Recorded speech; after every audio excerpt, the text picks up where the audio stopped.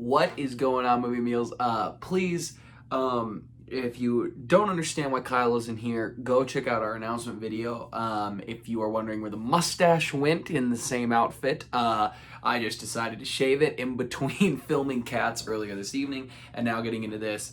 So if you're here, all spoilers. Well, I don't know how many spoilers I'm really going to be giving out, to be honest. So I'll say spoiler review, but we'll get into that. So The Witcher. One thing with the new addition to the way we can do movie meals is that I finally have enough opportunities and time to sit down and not watch the TV. I watch TV very consistently, but to make the reviews along with scheduling things with Kyle or making them on my own with school and all this stuff, it was extremely difficult. But in this new kind of setup I've got going on, I'm able to review TV, I think, a little bit easier and a little bit quicker because I have such easier access to this studio as well as just every editing and all that stuff. So let's get into it. The Witcher. I have never played a game. I've never read a book. I had only heard about this show through friends, or the books through friends, or the mainly the games was my first kind of introduction to anything Witcher. As I had heard about the games, heard they were really great, a lot of people loved them, but I never played them. I'm not a massive gamer. When if it's not a Star Wars game, I'm usually not super interested. It's either that or sports games for me. I don't game a whole lot, at least not anymore. I used to play Call of Duty a lot. I don't play anything like that anymore, so I don't play these games anymore. And so I'm assuming they're incredible games. They're probably amazing. I probably would really enjoy them, but I have not played them. So going into The Witcher, I didn't have necessarily a lot of expectations because I didn't know what this was. I love Henry Cavill. He's the only name I knew. And going into it, I had no expectations but was excited for Henry. I'm a big fan of Man of Steel. I'm a big fan of him. And my overall impression is I think it's a solid first season. It's an okay show. I did not love it. I did not hate it. I think it's good. And I think all the performances are really great. I'm not going to be good at names at all. So you need to. I love Star Wars. Sometimes I can't even remember Star Wars names. I'm just bad at them. So bear with me. But Henry Cavill's character, I loved start to finish. I think Henry Cavill plays him real well. I don't know how he's supposed to be portrayed. I like the stoic. I like the intensity. I really, really dig this take on whoever this character is, if it's supposed to be that or not. Whether it is or isn't, Henry Cavill, I think, does a great job. He's still jacked. I love that. I loved the fight scenes of this show. When the fighting is happening, I'm into it. I like it. It has a little Guy Ritchie feel. It's a little handheld. It's a little kind of can add a little slow motion, can maybe not. And a lot of people don't like Guy Ritchie. I'm a big fan of Guy Ritchie. He has no involvement as far as I'm aware of with the show. But I got that sense, especially in the first episode, that it was a little Guy Ritchie. And I like that. I like Guy Ritchie's style. I felt the King Arthur in it. I don't like the King Arthur movie, but I felt that kind of fighting the way it was kind of portrayed, and I dug that. The main girl, the mage, I really liked her. I liked her arc. I liked that actress is very good. I really like the way she portrays it before and after her transformation. The queen is great. Really, the performances are good. There's very good performances. Where my negatives come in is I have not read the books. I'm a blind fan going in, and it is extremely confusing. And the show is getting an absurd amount of, maybe not absurd, but an insane amount of comparisons to Game of Thrones. It's sword and sandal, it's fantasy, it's wizards, it's genre, it's monsters. That makes sense. It is similar with all those aspects of genre. And I love Game of Thrones. I've come down on the 8th season. I didn't love it, but I did not hate it the way people did. I have come down to where I really don't enjoy it as much.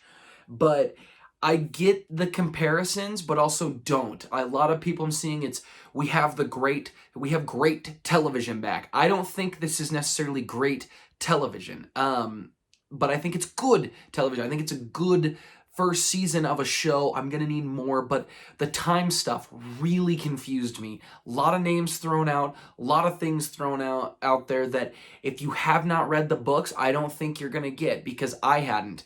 Whereas Game of Thrones, I had been confused, and I watched Game of Thrones from seasons 1 to 6. I was extremely late on the show.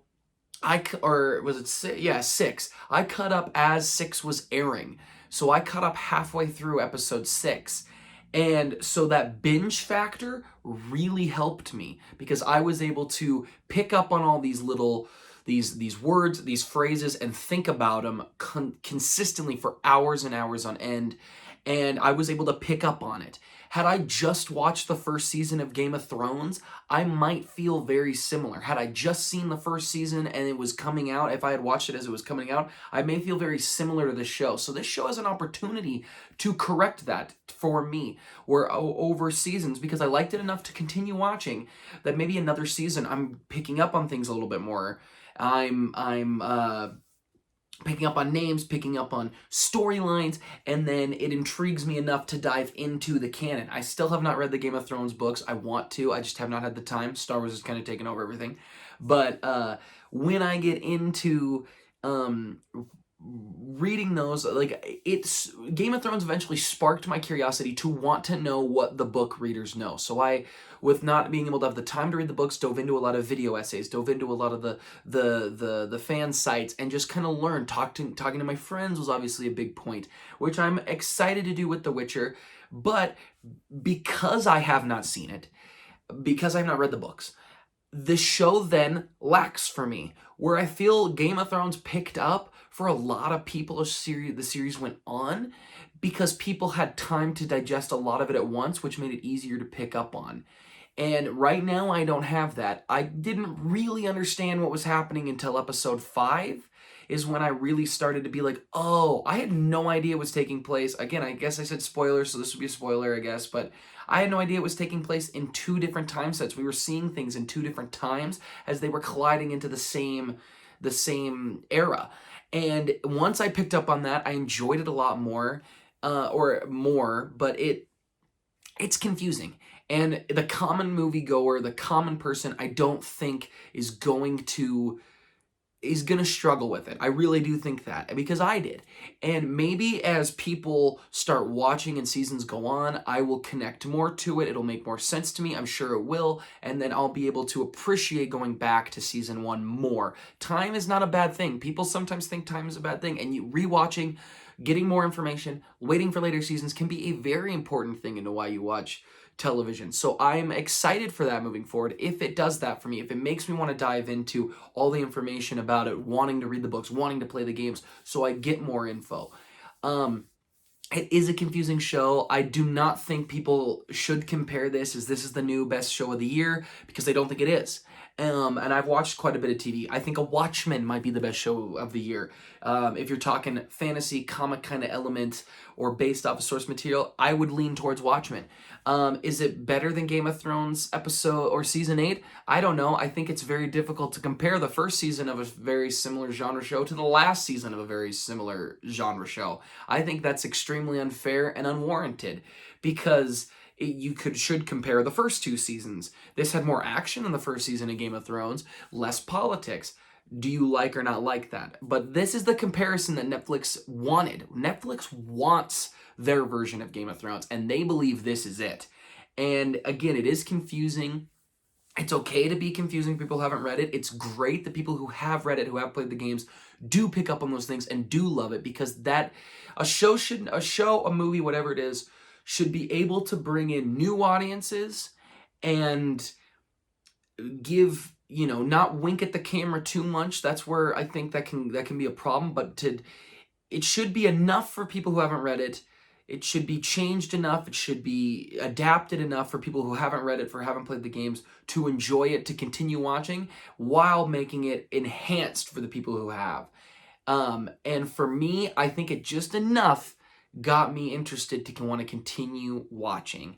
I really liked the battles. The last couple episodes are the best.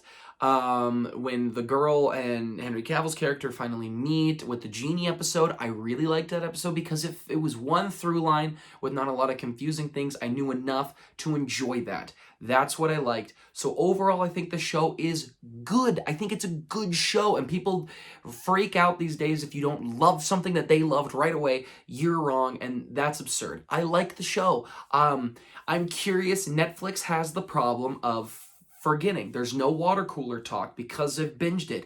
I'm curious to see 3 months from now if The Witcher's even talked about. We're not getting a second season until 2021. So we have another year to go through, and sometimes I think that can hurt Netflix's pace if the viewership drops when it comes back, or if not. That's going to be something I'm curious to watch. I'll obviously watch second season when I see it. How often am I going to think of this? How often I want to go back and watch this until that time? But anyway, guys, I guess those are just my thoughts. I think it's a good first season of a show. It is confusing, but there is some cool action. The acting is good.